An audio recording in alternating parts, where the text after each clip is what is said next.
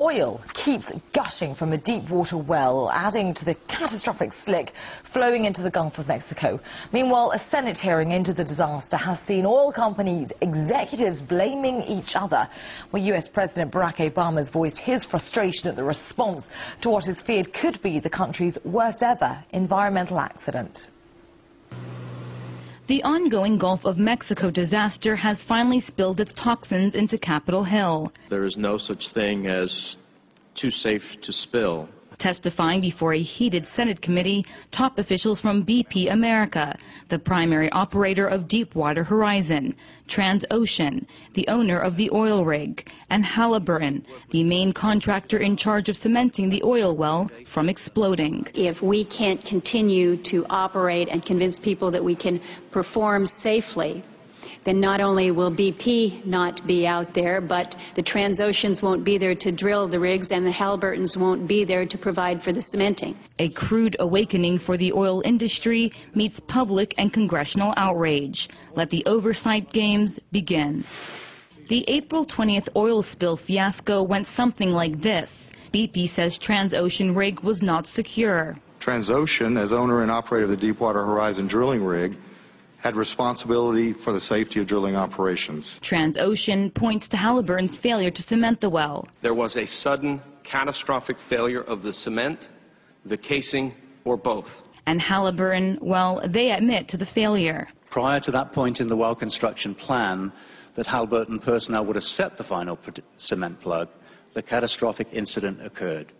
As a result, the final cement plug was not set. BP's Plan B, fight the chemicals with more chemicals, dispersants. What's not clear is what the chemicals might be doing to the marine life at the very bottom of the oceans. The glaring spotlight turned from the corporate oil industry to the minerals management services. The MMS, the agency that is supposed to regulate the oil industry and impose safety guidelines and regulations, is being charged with allowing the industry to run wild with very limited oversight and regulation. Are these types of delays common, or have they occurred more recently since MMS has begun relying more on industry self-regulation?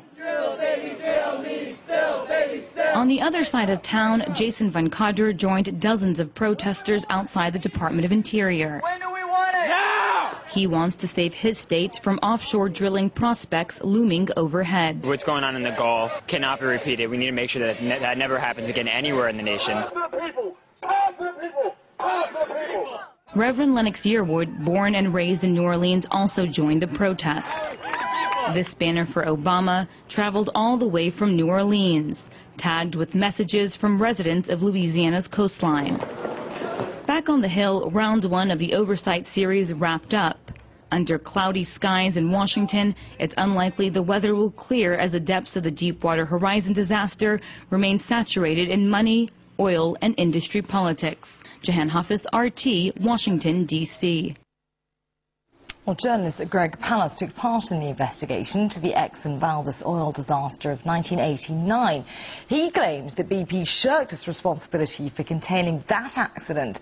The journalist also says that BP failed to learn from past mistakes and continues to cut corners, a factor which added to the scale of the current disaster.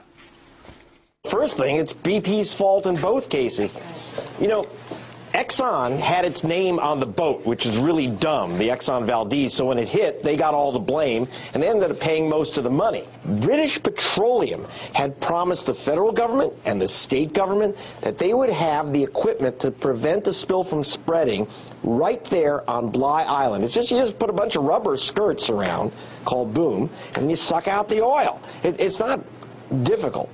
But you have to have the rubber skirts, and you have to have the ships that suck out the oil, and they've got to be ready.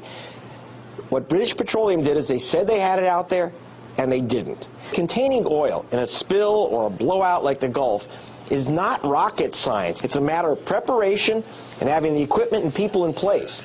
You don't start building a fire department after the fire is started. And this is British Petroleum's modus operandi that we've seen for 2 decades. I've been following this company for 2 decades. It's penny pinching, and the pennies add up. Last year, they cut production costs by $1 billion while production increased in the most dangerous areas like offshore. And so this company is increasing production, cutting costs, and there's only one way to do that. You take it out of the safety budget.